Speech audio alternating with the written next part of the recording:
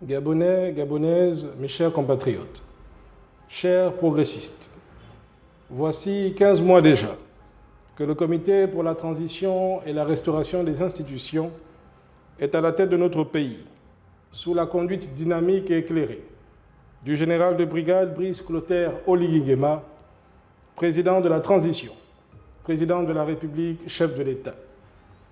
Depuis lors, le Gabon est résolument engagé sur le chemin de la réécriture de son histoire et sans aucun doute sur la voie de l'ordre et du progrès.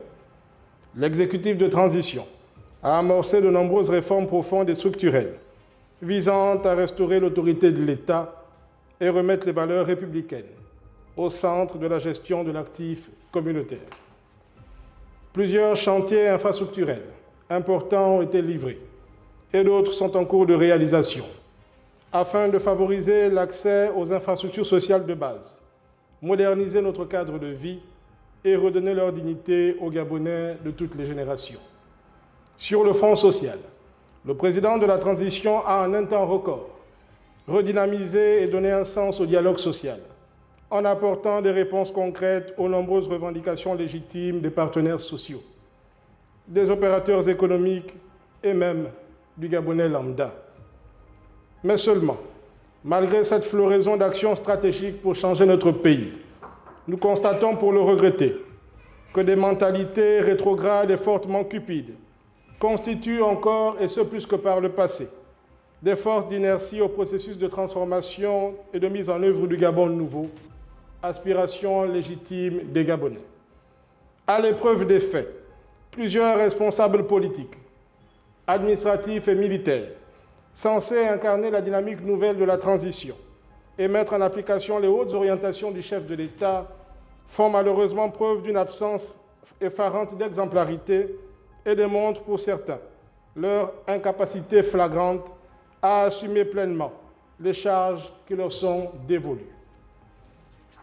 Certains pensent toujours que le lien de filiation, le carnet d'adresse et les longues années d'amitié constituent encore des gages autorisant les dérives que le peuple gabonais n'acceptera plus.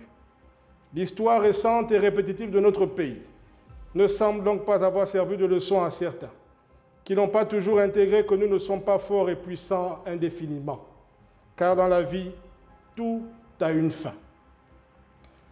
Excellence, Monsieur le Président de la Transition, Président de la République, chef de l'État, l'espoir que vous suscitez auprès des Gabonais depuis le 30 août 2023 ne devrait laisser aucune place à l'impunité, à la gabégie et au trafic d'influence face à l'attitude répréhensible de ces acteurs.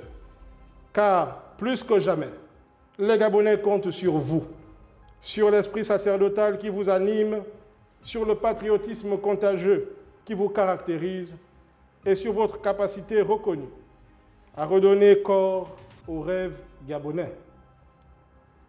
Le mouvement Génération du Progrès a rencontré de nombreux compatriotes depuis sa création. À travers ses causeries citoyennes et ses réunions publiques, le constat est poignant et sans appel. Les Gabonais ont soif de changement. Ils désirent une accélération du rythme des réformes. Ils veulent que l'égalité des citoyens se traduise dans leur quotidien. Et par-dessus tout, que le renouvellement de notre classe dirigeante soit une réalité. Ils demandent qu'il y ait davantage de cohérence entre les paroles et les actes. Oui, l'impatience est perceptible. Elle gagne du terrain. Mais la profondeur de la déroute de notre appareil étatique et institutionnel avant l'arrivée du CTRI commande que nous puissions nous armer de patience en travaillant jour et nuit, chacun à son niveau, et ce inlassablement, pour que plus rien ne soit comme avant. Mes chers compatriotes, très chers acteurs du progrès, nous pouvons nous satisfaire du respect scrupuleux par le CTRI, du calendrier de la transition qui tire progressivement à sa fin, ce qui fait du Gabon un exemple à suivre et un véritable modèle de consensus en Afrique et de par le monde. Tant, sous notre cieux, les processus transitionnels ont tendance à s'éterniser. Le 16 novembre dernier, les Gabonais et Gabonaises ont adopté la nouvelle constitution de la République, fruit de plusieurs mois d'intenses débats et d'une volonté manifeste de rupture. La campagne électorale qui s'est déroulée pendant 10 jours nous a remplis d'émotions, car les Gabonais de tous les horizons, pétris de talent, ont librement donné leur point de vue et défendu leur position, sans être intimidés, marginalisés ou interpellés pour leurs opinions. Nous tenons particulièrement à féliciter la presse gabonaise, qui a joué un rôle majeur dans le bon déroulement de cette consultation référendaire. Cet exercice de confrontation idéologique, parfois au prix d'un patriotisme passionné, représente à nos yeux l'expression de la vitalité de notre modèle démocratique en constante construction et nous donne des raisons valables d'espérer avec conviction pour le Gabon de demain. Mes chers compatriotes, le référendum est désormais dans les pages de notre histoire commune. Il nous faut donc poursuivre ensemble notre marche vers le retour à l'ordre constitutionnel aux côtés des autorités de la transition. Pour ce faire, il nous semble judicieux de mettre en œuvre les actes opérationnels qui se structurent comme suit. La révision du code électoral, en intégrant les innovations nécessaires et courageuses dans l'optique d'installer une transparence électorale plus accrue. Le redécoupage de la cartographie électorale du pays, en tenant compte des réalités démographiques et géographiques et en intégrant la représentativité de la diaspora, afin de renforcer la légitimité des élus. La révision de la liste électorale, en élargissant le temps d'enrôlement et de transfert de lieu de vote. L'organisation des élections générales, couplées présidentielles, locales et législatives, en priorisant le réalisme économique dans le déploiement humain et logistique, car il nous paraît irréaliste et onéreux de mobiliser des ressources financières pour 2 élections dans la même année. Concernant le débat sur la révision du code électoral, Génération du Progrès propose 7 mesures majeures pour renforcer notre dispositif démocratique. 1.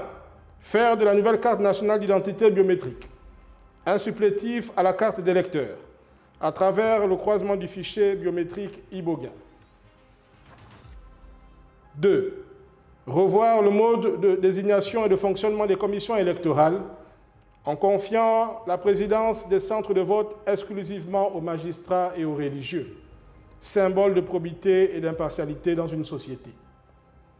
3. Disqualifier tout candidat pris en flagrant délit d'achat de conscience pendant la campagne électorale ou le scrutin, dans le but de moraliser la vie publique et éloigner l'emprise de l'argent roi dans l'action politique. 4. Mettre fin au principe des mandats de représentation de vote, afin de lutter contre la fraude massive et le troncage de la réalité du suffrage universel. 5. Réduire le montant des cautions pour les candidatures aux élections locales et législatives, avec pour objectif de permettre aux Gabonais de toutes les couches sociales de participer à la compétition électorale. 6.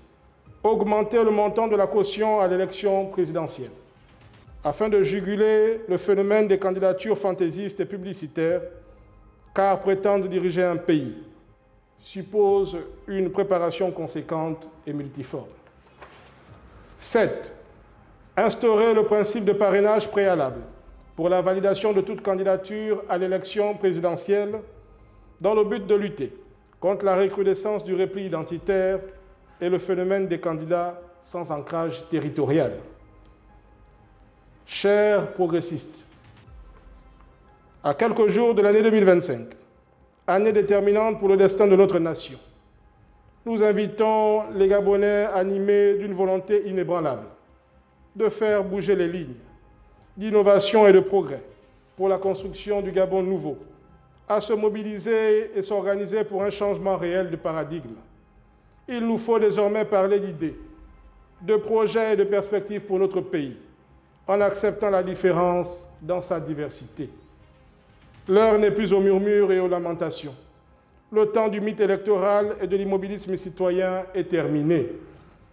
Il nous faut traduire en actes notre engagement pour le Gabon, dans nos quartiers, villages, cantons, districts, arrondissements, communes et départements, à la jeunesse gabonaise en crise de valeurs et de modèles, qui ne demande qu'à être encadrée et soutenue.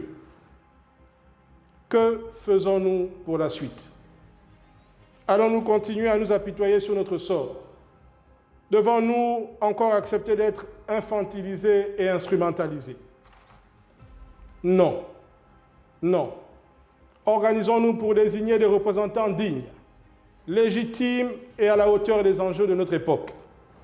2025 est sans doute l'année des changements profonds et déterminants pour le Gabon. 2025 sera l'année du renouvellement de la classe politique nationale. 2025 doit être pour tous l'année de la prise de conscience et de l'action citoyenne. 2025 doit être l'année de la compétence et du mérite. 2025 sera assurément l'année du retour triomphant du Gabon dans le concert des nations. Que Dieu Tout-Puissant, Maître des temps et des circonstances, le Dieu de justice et d'équité, inspire les autorités de transition, qu'il protège notre nation des affres de la division et bénisse le Gabon immortel et digne d'envie. Je vous remercie.